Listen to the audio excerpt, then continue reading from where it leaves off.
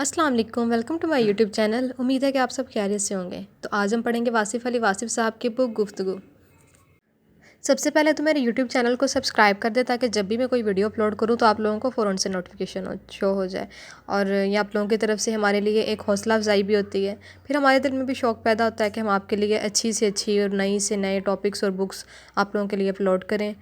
और आप जानते हैं कि वासिफ़ अली वासिफ़ साहब की सारी बुक्स ही बहुत अच्छी हैं। जैसे हमें कुरान पाक में अपनी सारी उलझनों, सारे मसले मसालात का हल मिल जाता है, वैसे ही वासिफ़ अली वासिफ़ साहब ने भी अपनी बयानात में, अपनी बुक्स में लोगों को की मदद की है, उनको अच्छे तरीके से गाइड किया है कि वो अपनी ज़िंदगी की उलझनों से निकल सके और अपनी ज़िंदगी को आसान बना सके। स्पेशली वासिफ़ अली वासिफ़ साहब की ये जो बुक गुफ्तगू है, इसमें इनकी अपनी गुफ्तगू को एक बुक की शक्ल दी गई है।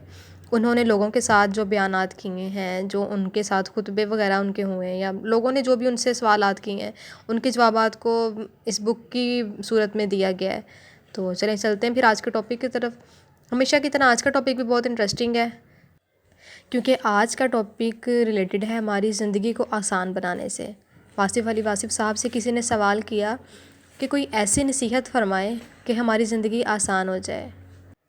जवाब: फ़ैसला 2 दफ़ा करने का वक़्त नहीं है। गलती रिपीट करने का आपके पास टाइम नहीं है। पहली बात ये कि गलती ना करो। लाइफ में रीसर्टिफिकेशन का टाइम नहीं है। फिर अपने शहर चला गया, गांव वापस चला गया। आना तो गांव तक ही था जिसमें आप वापस आ गए। तुम भी मुख्तलिफ हो और वो भी मुख्तलिफ है।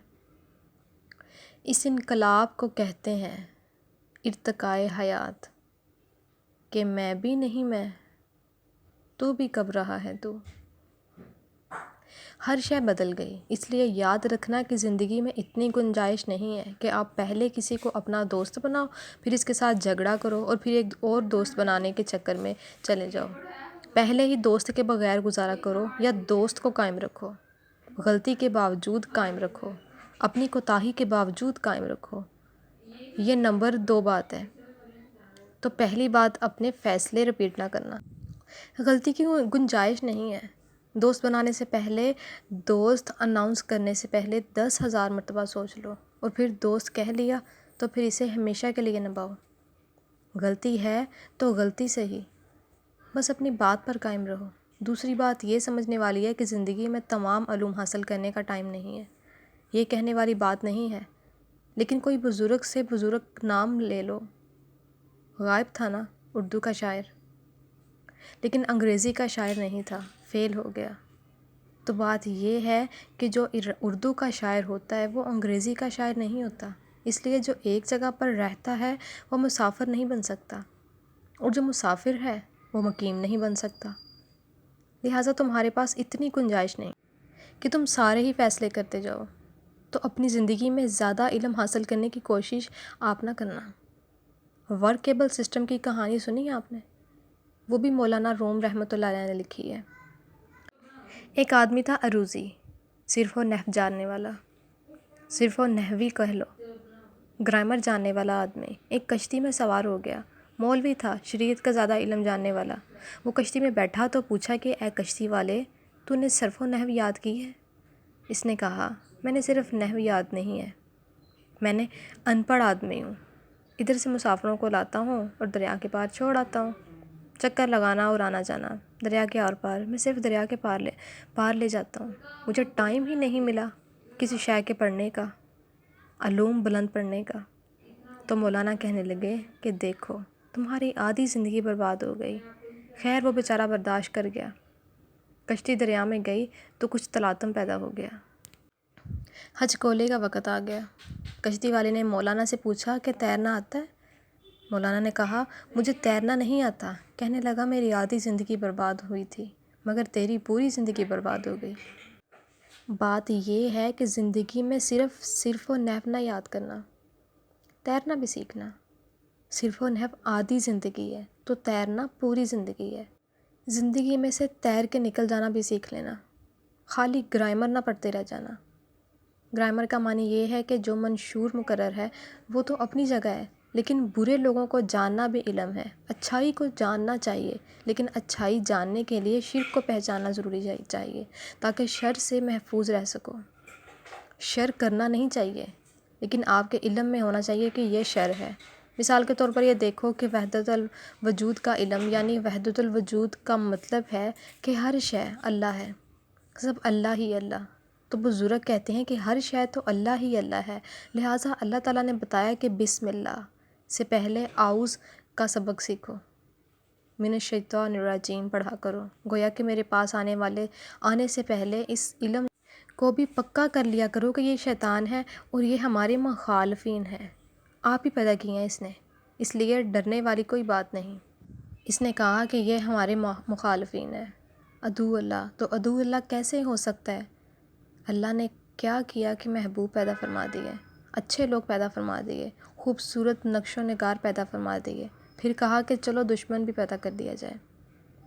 آپ کی بات مانتا ہے، نہیں مانتا چلو جیسے بھی ہے، تبھی تو رونق ہے نا کائنات میں۔ خیر شر دن رات، وہ تضادات کا مالک ہے، جہاں رات پیدا کی وہاں دن پیدا کر دیا۔ ایک طرف صحرا، ایک طرف سمندر ہے، نہ خوبی کی بات، یعنی صحرا تو اتنا کہ پیاسا ہی پیاسا ہے، اور سمندر ہے تو اتنا کہ سیراب ہی سیراب ہے، بڑی پیاس ہے صحرا کی۔ صحرا فریاد کر رہا ہے کہ مجھے بارش دو، پانی دو، میں پیاسا مر گیا، اور سمندر ہے کہ اٹھتا چلا جا رہا ہے۔ دونوں کا خالق ایک ہے۔ اللہ میاں اپنی شان بیان فرماتا ہے، کہتا ہے کبھی تو تم نے دیکھا پہاڑوں کی جانب، کیسے ہم نے ان کو بلند رکھا، پکے پہاڑ ہیں دیکھو غور سے۔ پھر پہاڑ کے دامن میں پتھر کے ساتھ مٹی شروع ہو گئی، پھر دریا نکال دیا۔ کیا دیکھا تم نے؟ کبھی تم نے اونٹ کو دیکھا؟ کیسے میں نے اس کو پیدا کیا، دیکھو اس کو غور سے۔ بزرگان دین یہاں تک کہ کہہ گئے کہ اگر تم چمگادڑ کو دیکھو تو تمہیں پورا عرفان حقیقت مل جاتا ہے، مطلب یہ کہ دیکھنے کی بات ہے۔ آپ نے پڑھا ہوگا قرآن میں کہ آسمان کو دیکھو، تمہاری نگاہ واپس لوٹ آئے گی، خیرہ ہو کے لوٹ آئے گی۔ پھر اسے دیکھو، کیا اس میں کوئی نقص ہے، کوئی کجی ہے؟ کائنات پرفیکٹ، کائنات کی باقی اشیاء پرفیکٹ، ہر چیز مکمل۔ انسان کیوں نہیں پرفیکٹ؟ ہر چیز مکمل، انسان کیوں نہیں مکمل؟ اس کائنات کا شعور اللہ اس کو آگاہ کرتا ہے، اور انسان یا ادھر نکل جاتا ہے یا ادھر نکل جاتا ہے۔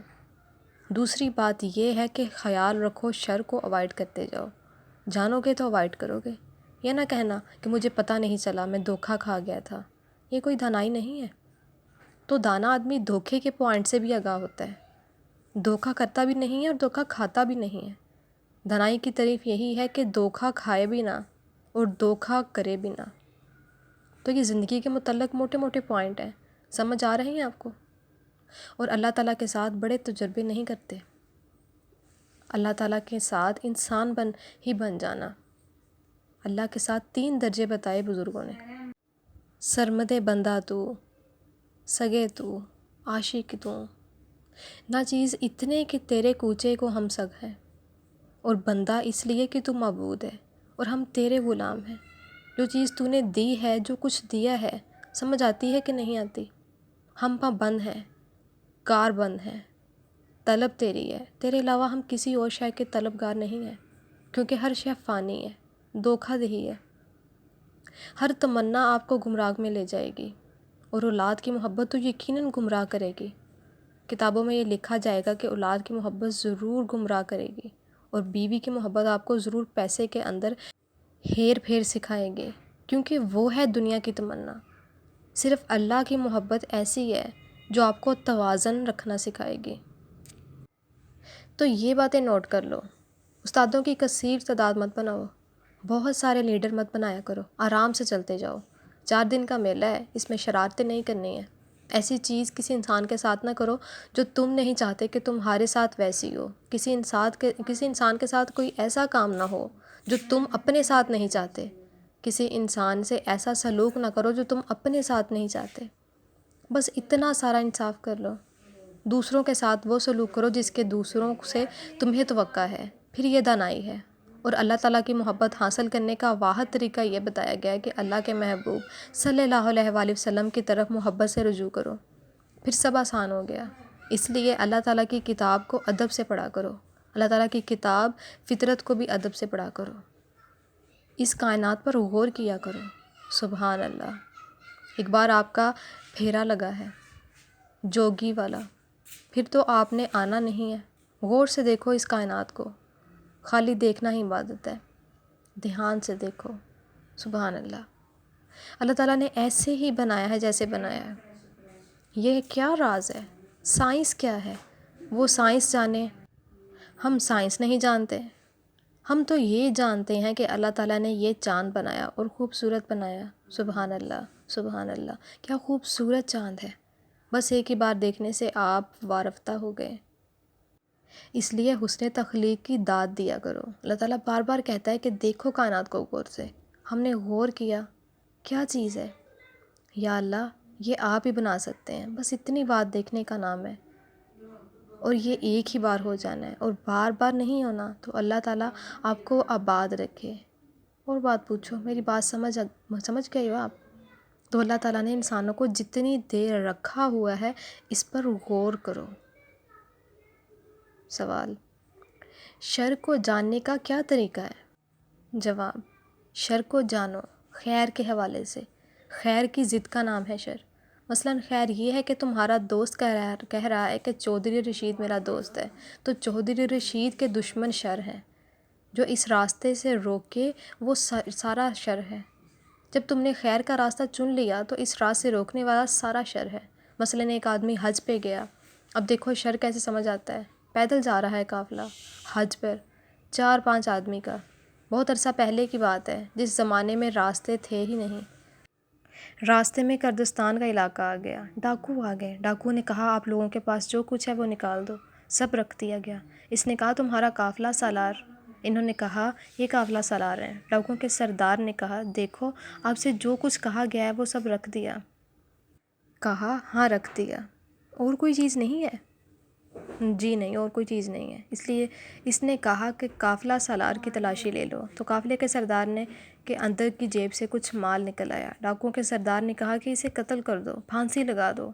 قافلے میں ایک آدمی تھا، اس نے کہا یہ آلریڈی ہمارا سردار ہے، اسے قتل نہ کرو، ہم سفارش کرتے ہیں۔ اس نے کہا یہ کیسے ہو سکتا ہے کہ تمہارا سردار ہو، کیونکہ سچوں کا سردار جھوٹا کیسے ہو سکتا ہے؟ وہ حالانکہ سردار بنا ہوا تھا لیکن شر تھا۔ شر کی ایک پہچان یہ ہے کہ بعض اوقات قافلے کا سالار ہوتا ہے مگر ہوتا شر ہے۔ پھر اس آدمی نے ڈاکوؤں کے سردار سے کہا کہ جناب آپ خود ہی شر ہو، ہمارا مال ہم سے چھین رہے ہو۔ ڈاکوؤں کے سردار نے کہا یہی تو میں تمہیں بتانے کے لیے آیا ہوں، شر میں نہیں ہوں جو مال چھین رہا ہوں، شر وہ مال ہے جو تمہیں حج کے لیے ضروری نظر آ رہا ہے۔ اس سے نکل کر مال کی محبت تم پر اس راستے میں غالب آ گئی۔ تو شر تو وہ مال ہے جو تمہیں اس صداقت سے روک رہا ہے۔ ہم تو تمہیں نجات دے کر حج پہ بھیجیں گے۔ ہمیں تو مامور کیا گیا ہے اس کام پہ کہ آپ کو ایسا سبق سکھائیں۔ اب راز کیا ہے؟ شر یہ نہیں ہے بلکہ شر وہ ہے۔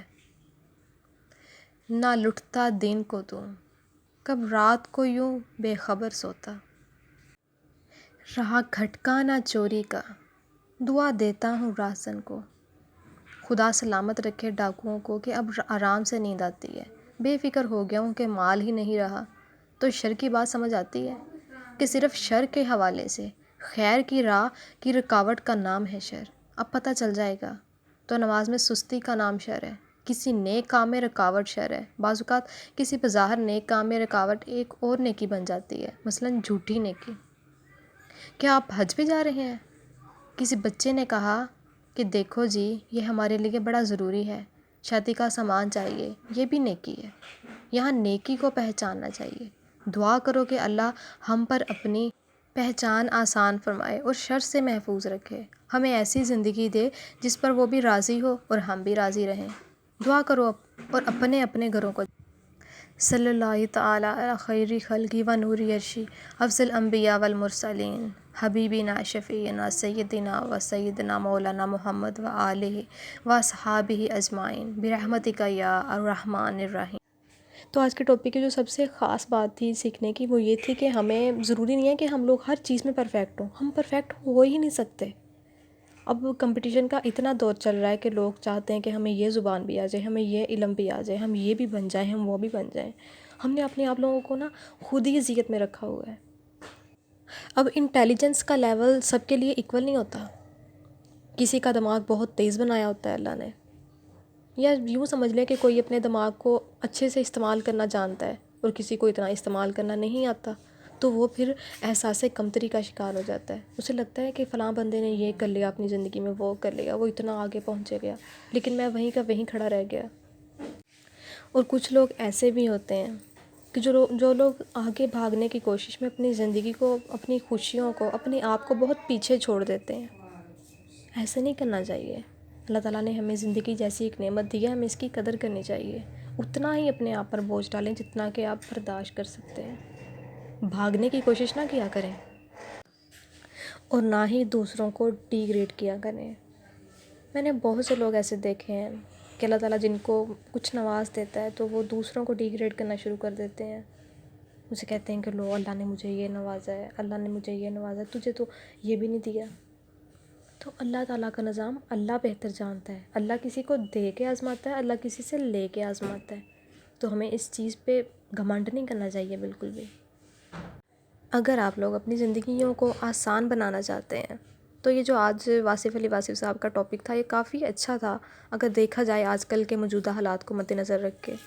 تو اس پر عمل کرنے کی کوشش کریں. اللہ تعالیٰ ہم سب کو ہدایت عطا کرے اور ہم سب کی مدد کرے تاکہ ہم لوگ اپنی زندگیوں کو بہتر اور آسان بنا سکیں. آمین.